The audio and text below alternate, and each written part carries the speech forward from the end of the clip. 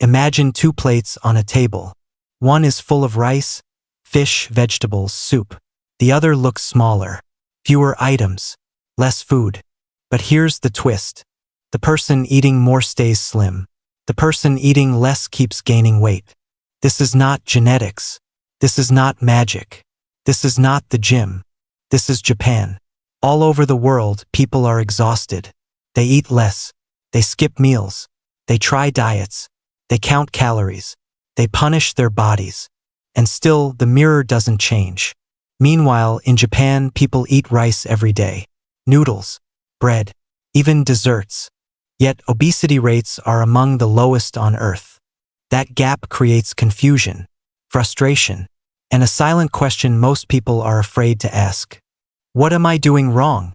Maybe you've been there. You wake up motivated. You promise yourself you'll eat clean. You control portions.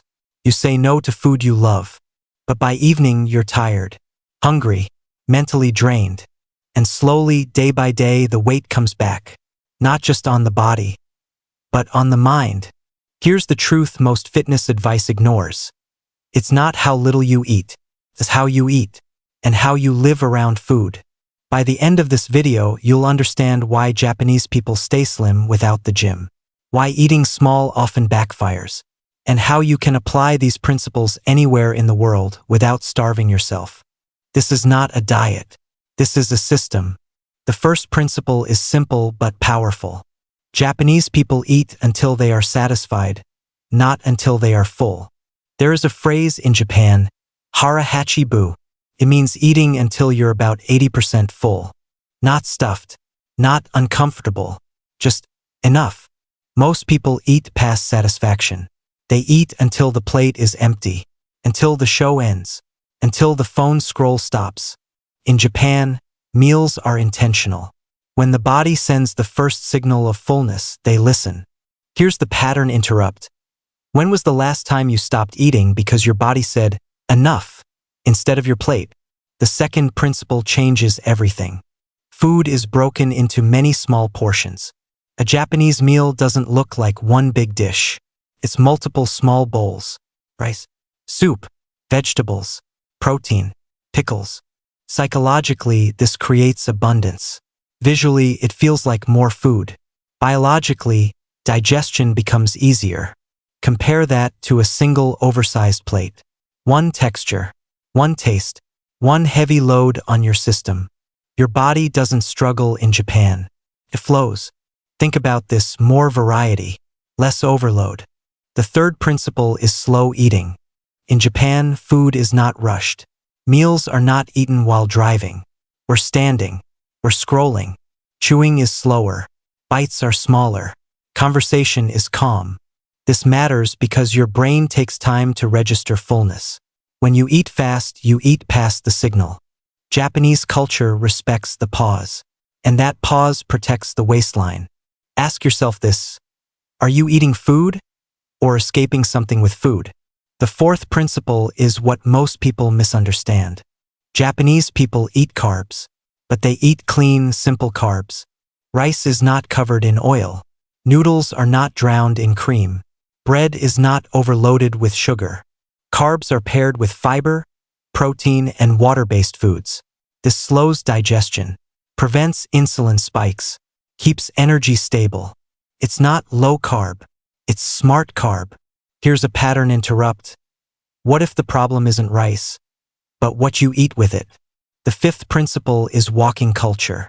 Japan doesn't rely on gyms. It relies on movement built into daily life. People walk to stations, climb stairs, stand more, sit less. This is not intense exercise. It's consistent movement. Calories are burned quietly, without effort, without motivation.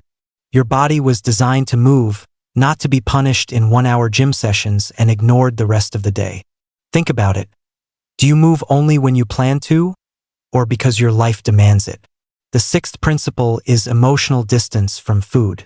In many cultures, food is a reward, comfort, an escape, a coping mechanism. In Japan, food is respected, but it's not emotional therapy. Stress is handled through routine, sleep, baths, nature, order. When food isn't emotional, overeating disappears. Ask yourself honestly, are you hungry or just tired of your day? The seventh principle is consistency over intensity. Japanese lifestyles are boring in the best way. Same meals, same times, same portions. No extreme diets, no cheat days, no guilt cycles.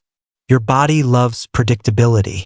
When it knows what's coming, it regulates itself. Chaos creates fat storage. Consistency creates balance. Here's the mindset shift that changes everything. Slimness is not achieved by fighting your body. It's achieved by cooperating with it. Most people treat their body like an enemy. They restrict, they punish, they force. Japanese culture treats the body like a system to respect. Feed it properly, move it naturally, rest it deeply, and it responds. You don't need to eat less. You need to eat smarter, slower, calmer, with intention. You don't need a gym. You need movement woven into your day. You don't need motivation. You need structure. If 2026 is going to be different for you, it won't start with willpower. It will start with environment, habits, and respect for how the human body actually works. You can start today. Smaller portions, more variety. Eat slower. Walk more. Detach emotions from food. Stop when satisfied, not stuffed. There's another quiet habit most people never notice. In Japan, people stop eating when the meal ends, not when the craving ends. Desserts are small. Snacks are planned. Late-night binge eating is rare. Food has a time and a place. When you constantly eat outside meal windows, your body never rests. Insulin stays high. Fat storage stays active.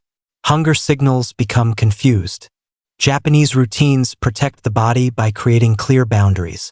When eating ends, digestion begins. When digestion ends, recovery starts. Ask yourself this: do you eat because it's time, or because food is always available? Another powerful difference is how food looks. Japanese meals are visually clean.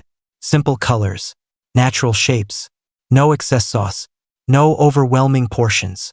The brain eats before the stomach. When food looks heavy, the brain expects heaviness. When food looks light, the brain relaxes. This reduces stress eating, reduces overeating, improves satisfaction. You feel full without feeling tired. Here's a pattern interrupt. What if your plate is exhausting your brain before it reaches your stomach? Now let's talk about something uncomfortable. In many countries, people eat to feel something: pleasure, comfort, distraction. In Japan, eating is not entertainment. It's nourishment.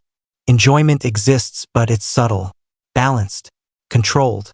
When food becomes your main source of dopamine, weight gain becomes inevitable, because the body will always want more of what gives quick pleasure. Japanese culture spreads dopamine across life. Clean spaces, daily routines, order, small wins, movement, nature. Food doesn't carry the emotional load. This is why willpower isn't required. The environment does the work. Another habit that changes everything is drinking culture. Japanese people drink a lot of water, and they drink it before meals. Soup, tea, broth. This hydrates the body, reduces false hunger, improves digestion. Most people don't eat too much food. They eat when they're dehydrated. Next time you feel hungry too soon, ask, is my body asking for food or water? Now let's break one big myth. Japanese people are not skinny because they eat less calories. They're slim because they don't stress their metabolism. No extreme dieting. No binge restrict cycles. No guilt. Your body hates extremes. When you starve it, it prepares for famine. When you binge, it stores fat. Japanese habits stay in the middle, and the middle is where balance lives. Here's the mindset shift you need to hear. Being slim is not about control. It's about alignment. Alignment between hunger and eating, between movement and rest, between pleasure and discipline. Once aligned, the body stops fighting back. This is why copying Japanese habits works worldwide. It's human biology, not culture. You don't need Japanese food. You need Japanese principles. Eat with intention. Stop before full. Move naturally. Create structure. Remove emotion from food. If you do this long enough, your body will adjust without effort. No gym. No diet. No obsession. Just respect. If this continuation helped you see food differently, let me know in the comments.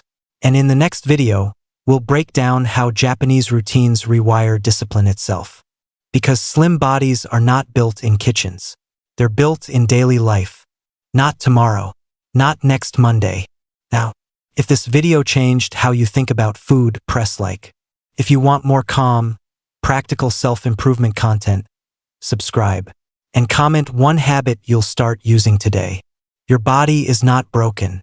You've just been using the wrong system.